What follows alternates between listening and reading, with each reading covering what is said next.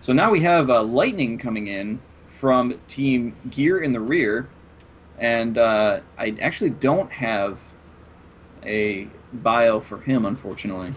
No, but I like his name. Lightning is cool. And we're gonna be coming into a PvP now. So Zerg has had its way with this matchup so far, and they are saying sayonara for this match after Cardis had a great game to show him what was going on. It's 3-3 now. fLc versus Gear in the Rear. This is StarCraft 2 Community Team League. We thank you so much for joining us tonight. We ask that you go out and send a tweet to Das Keyboard at Das Keyboard saying that at Galligation and at WingNetSC said a big thanks for sponsoring at SC2CTL. That would be fantastic because Das Keyboard is awesome for putting some resources into the SC2CTL, especially in a season 1 of a new organization like this. It's really cool. And we've got some really cool games. If you're not following exactly, this is the end of Pool Stage 2. This is Week 6, so starting hopefully end of this week, Friday, our next broadcast, will be having some playoff games. Yeah, and it's really exciting moving into the playoff bracket. We're going to be able to see the best teams that played through the group stages go head-to-head, battle it out, and knowing that at this point, if they lose, they could be out, and that could be it. So Yep. a lot of high-stake games coming up in the coming weeks, so stay tuned for that. It's going to be some really exciting stuff. If you want to see the bracket, go to SC2CTL.com. It's posted on there. But wait till after this cast because you don't want any spoilers now, do you? So with that, we're going to jump right into game number 7 in this really epic series. It's been just fantastic so far. As we move into a PvP in our lower right corner, it's going to be our orange Protoss player coming in for Gear in the Rear. It is Lightning. And in the top left-hand corner, playing Protoss in the teal trunks, it is Cardris from Team fLc. And we saw some really great play from him, some great control against the Zerg player. Let's see what he has up his sleeve against Protoss.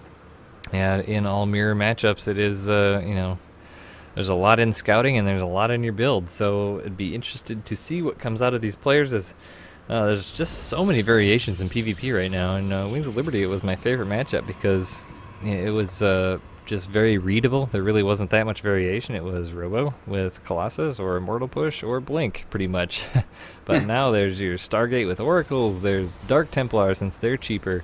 There's Roboplay with Warp Prism Immortal. There's Colossus. There's Stargate Void Ray. There's just so many options.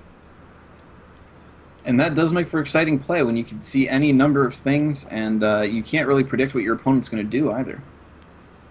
There's also cheeses too. I mean, we've seen a fair number of those, and it's the proxy gateways coming back in style. It seems. Watching a lot of streams lately. There's especially in Naniwa versus DuckDuck in WCS Finals Game 2. DuckDuck decided to proxy gateway Naniwa, and Naniwa with a star sense just knew what was coming on, and we've seen that in several matches on the pro level these days. Yeah, pulling out some of those tried and true but obscure builds these days definitely can have its payoff, and that's just one of the benefits of being so far into the game as we are in terms of StarCraft 2 in general through Wings of Liberty and Heart of the Swarm, because even with Heart of the Swarm units, a lot of the Wings of Liberty builds can still be effective. Yep, looks like Lightning gonna get a good scout off here of Cardis walking right through the mineral line.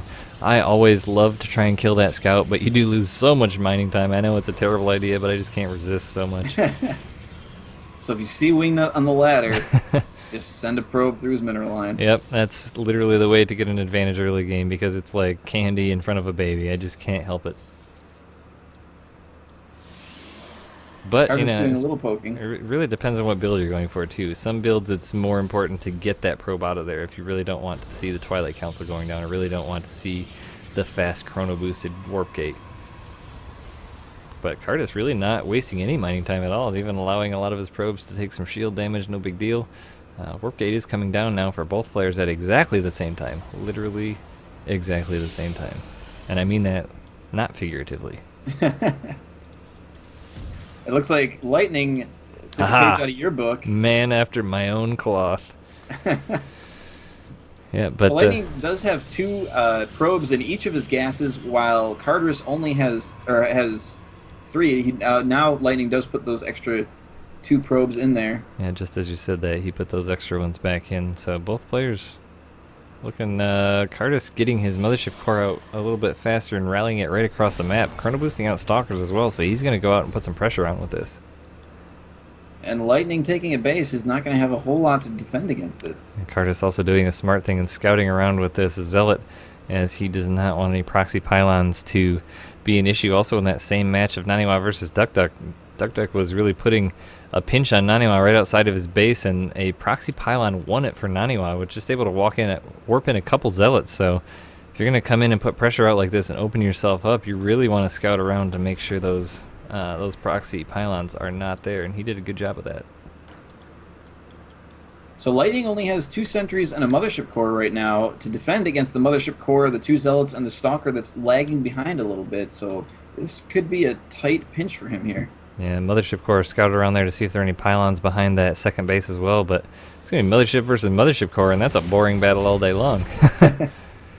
But Stalker's going to be moving up here. Oh, Sentry's going to lock him out, but that opens up this base to have some damage on it. But no, he's got a strange pylon here on the edge of the cliff, which is vulnerable to these attacks from the Stalker mothership core. That's going to supply block him by a pretty big margin too, 32 of 26. Lightning does allow that base to finish, so they're going to be going in there doing some damage to it. And he's really got to get some kind of units out here to deal with this, otherwise he's going to lose that base. Yeah, he does have a photon overcharge now available, as it was about 3 seconds away, but he needs to be getting it up there right now, or he's going to be having a hard time holding this off. He's got 105 energy on the mothership core now. Maybe he feels like he's going to have the units holding off and doesn't want to waste it.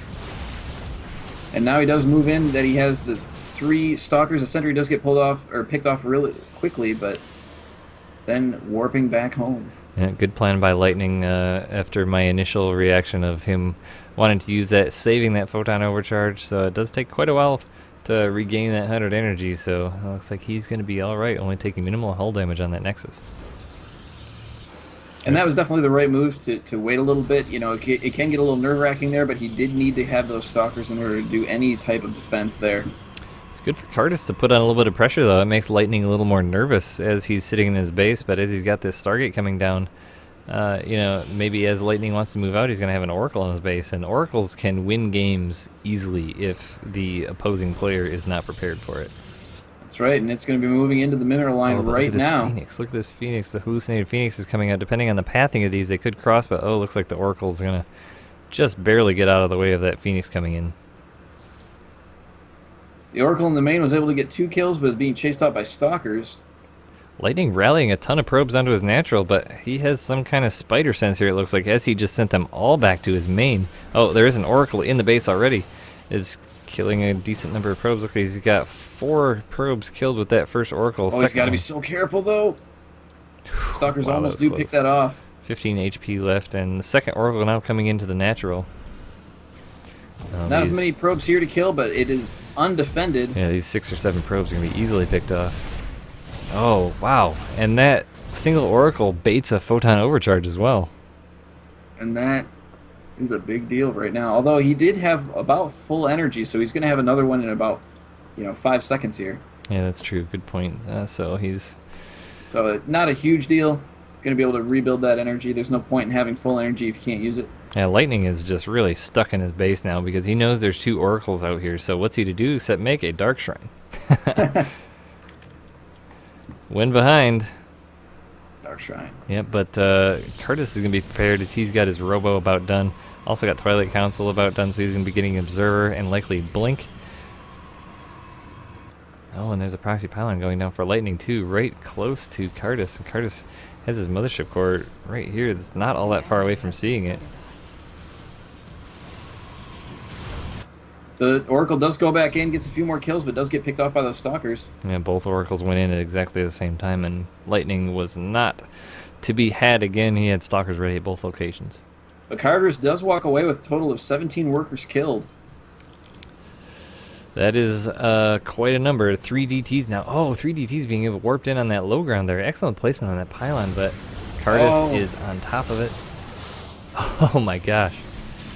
And that is not a fun day. No, that was really freaking cool right there. I mean, he trapped those 2 DTs in force fields, and he just converted them into an Archon and busted the force fields. I mean, they were gonna die, but I mean, if you're gonna die, might as well go out in style, right? A lot of great scouting with these hallucinated Phoenix. Two hallucinated Phoenix. That's one thing we didn't see in the other PvPs. I don't think we saw any hallucinated Phoenix. We saw a hallucinated Void Ray, but I think that's about it.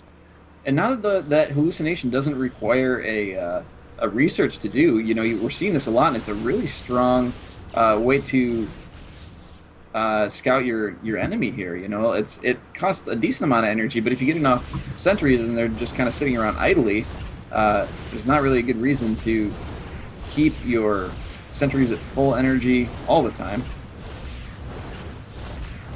Sorry, I just dumped dumped some monster down the front of me here. Whoops. So now we see Archons being morphed for Cardris, and Templar Archives for Lightning. So we're going to be seeing some High Templars here. Yeah, and Lightning knows about it too. So he had two hallucinated Phoenix of his own go in there. It's like his proxy pylon pro. Oh, he does have Templar Archives of his own now coming down as well. Charge and armor upgrade going down. We look at the upgrades: +1 attack and charge for Cardis, and only warp gate for Lightning. So Cardis way ahead in the upgrades. If he keeps it going, he's gonna stay ahead too. He's got +2 attack going down. And both players playing very passively right now. Just keep sending Phoenix over to see what the other person's doing, making sure that they're not doing any crazy play. And you know, just kind of doing whatever they want at the moment.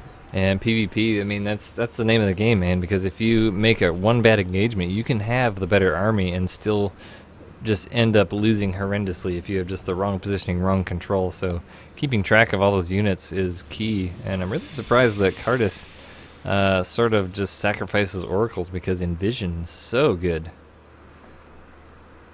It is really good, but you know, so are probe kills. And he's got those. Well, I guess he does have.